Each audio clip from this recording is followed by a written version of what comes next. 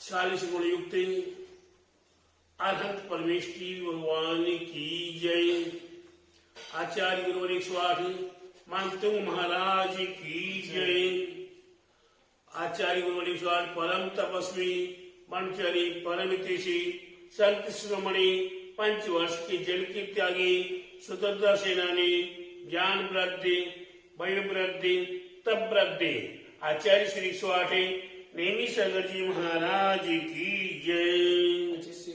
सागर जी महाराज की जय। धर्म प्रेमी भव्य आत्माओं, जैसा कि आप सभी जानते हैं कि जिन धर्म के अंदर हम भव्य आत्माओं के हितार्थ एक बहुत सुंदर स्तोत्र है, वह है भक्तामर स्तोत्र। इस स्तुति की आराधना करने से, इस स्तुति की भक्ति करने से हम भव्य आत्माओं के अनेकों कार के दुख दारिद्र संकट पलायमान हो जाते हैं और अनेकों कार के कार्य की सिद्धियां हुआ करती हैं। ऐसा आदि व्याधि निवारक भक्तामर स्तोत्र है, सर्व कार्य रिद्धि वृद्धि कारक भक्तामर स्तोत्र है। ऐसी स्तोत्र की आराधना आप सभी भव्य आत्माएं प्रतिदिन करती हैं। अगर इस स्तोत्र की आराधना और विधिवत और सुंदर रीति से अगर की जाए तो आपके लिए अधिक अधिक फल प्राप्त होना शुरू हो जाएगा। यहाँ आज 8 नंबर का श्लोक है। 8 नंबर का श्लोक है मत्वेति न तवसेस्वनम वेदा मारभ्यते तुन्द्यपितो प्रभावात् चेत्युहर्षति सतम दलेषु मुक्ता फलादुति वेतनो रविन्द्रो। इस प्रकार से भक्तामर का स्तोत्र है। इस स्तोत्र का 8वें नंबर का स्तोत्र श्लोक है। इसकी आराधना आप अवश्य करें। इस श्लोक की आराधना करने के लिए आपके लिए हमारे महंतों आचार्य के साथ सहयोगी आचार्य सोमसेन आचार्य महाराज, जिनने यंत्र मंत्र रिद्धि आदि का उल्लेख हम भव्य आत्माओं को बताने का प्रयास किया है। यह रिद्धि मंत्र क्या है आपके लिए, वह यंत्र, उस यंत्र को आप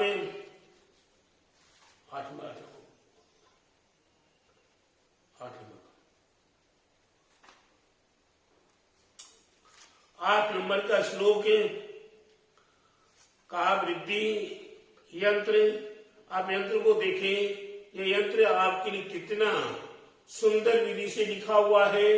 इस यंत्र को सोने पर, चांदी पर या तांबे पर या कांसे पर बनवाकर अपने जीवन में इसका लाभ प्राप्त कर सकते हैं। इस यंत्र राज की आराधना करने के लिए आपके लिए रिद्धि क्या है?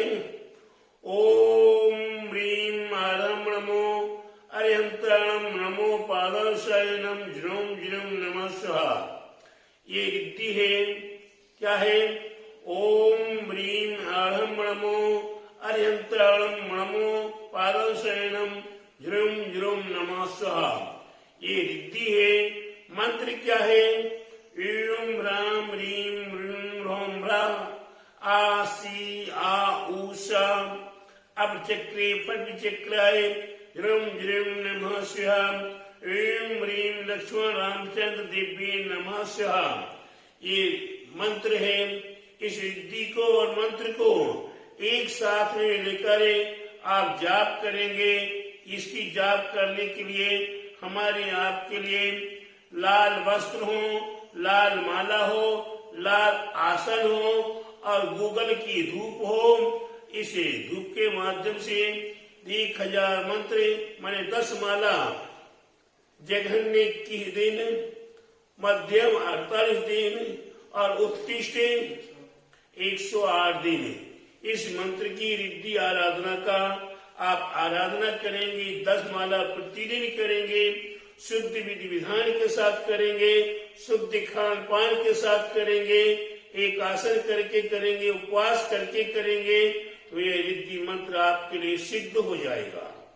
जब रिद्धि मंत्र सिद्ध हो जाएगा तो आप जब भी प्रयोग में लेना चाहें तो इसके माला एक माला करके 108 बार उच्चारण करके अपने अरिष्ट को दूर करने के लिए सभी प्रकार के अरिष्ट यानी कि सभी प्रकार के जो उपसर्ग हैं, संकट हैं, आपदाएं हैं, बाधाएं हैं, वो सभी प्रकार की आपके पलायमान हो जाएंगे, दूर हो जाएंगे और आपके जल कुंभ में माने आपके सामने जल कुंभ में भर के रख ले, दीपक जला के रख ले और उसकी सुरक्षा करेंगे और उससे आप अपने जीवन को सुरक्षित कर सकते हैं। इसके माध्यम से आपके जीवन में अनेकों प्रकार के लाभ प्राप्त होंगे।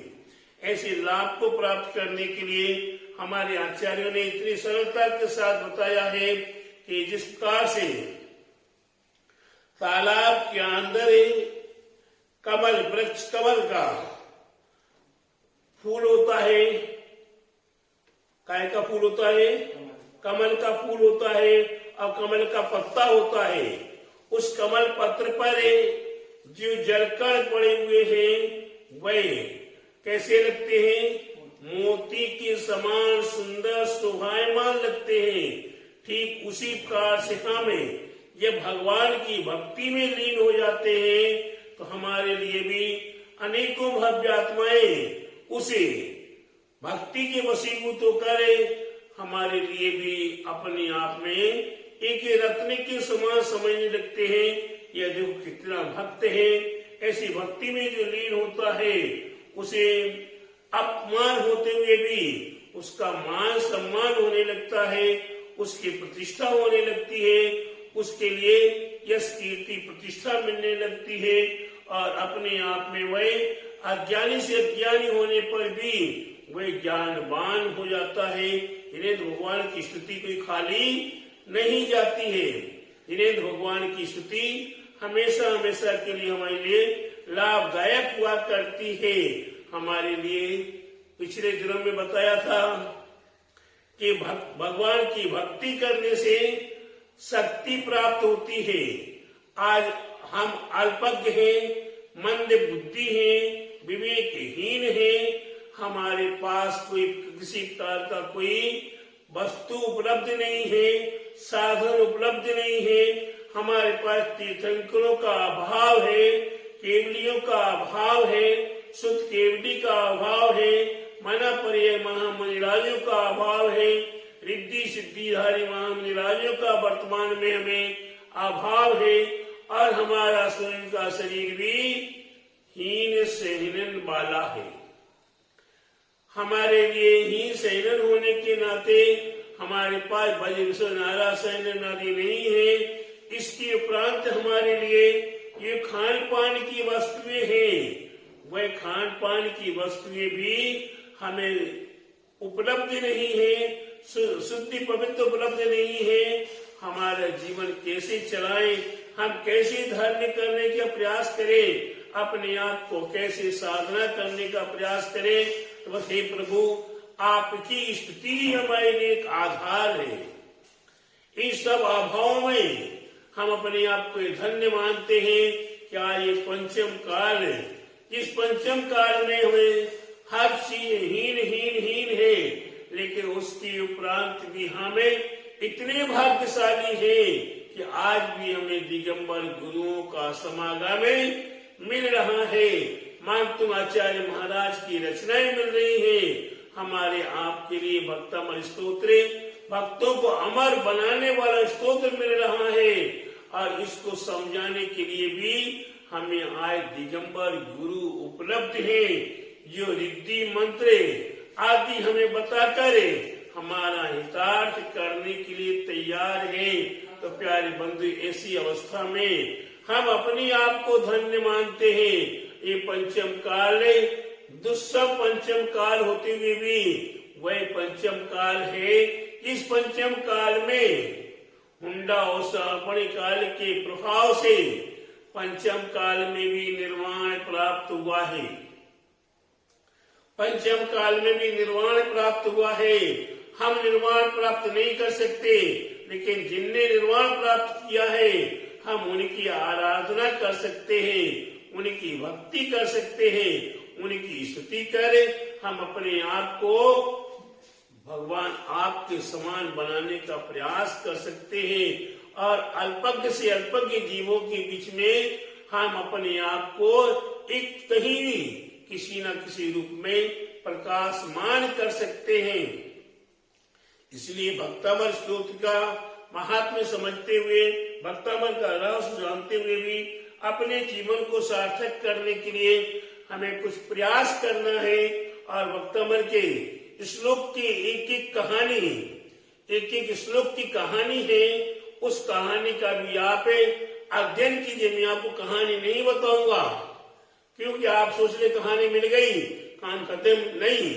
आप भक्तामर के रहस्य की ग्रंथ की पुस्तक को खोजिए, उस ग्रंथ की पुस्तक को खोज के भक्तामर का शुद्ध श्लोक का पढ़ने का प्रयास कीजिए, फिर रिद्धि को पढ़ने का प्रयास कीजिए, मंत्र को पढ़ने का प्रयास कीजिए और आप उसके अर्घ चलाने के लिए भी ओम ह्रीं अनेक संकट संसार दुख निवारणाय क्लीं महाबीजाक्षर सहिताय हृदय शिवसो जिनेन्द्र मजलादि अर्घ्यम पामेते। इस प्रकार से आप अर्घ भी चला सकते हैं, इस प्रकार से आराधना कर सकते हैं। ऐसी आराधना के लिए आपको हमारे लिए एक एक महत्व की बात बताने का प्रयास किया गया है।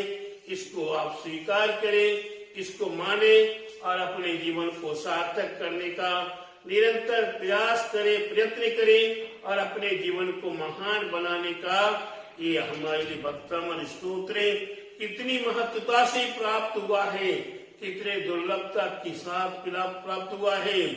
आज हमें कभी चिंतन करते तो दुर्लभ दुर्लभ दुर्लभ है, हमारे पास कुछ नहीं है, न ज्ञान है, न ध्यान है, न शक्ति है, न साधन है, न ग्रंथ पूरे मिलते हैं, न हमारे पास कोई बताने वाला मिलता है और न कोई शिक्षा देने वाला मिलता है और न ही कोई साधना कराने वाला मिलता है।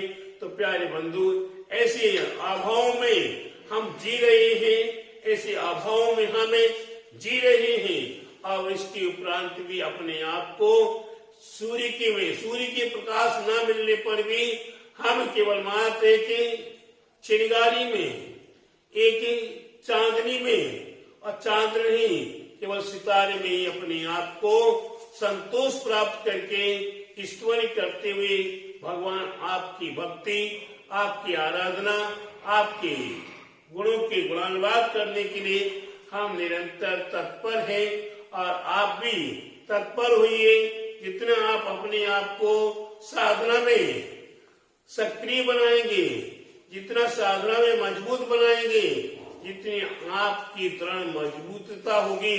सौरभ भैया, आप ध्यान रखो, अपने शरीर को मजबूत बनाइए। अगर साधना करना है तो केवल दुबले पतले से नहीं होता, खाने पीने से नहीं होता, मन के हार है, मन के जीते जीत है।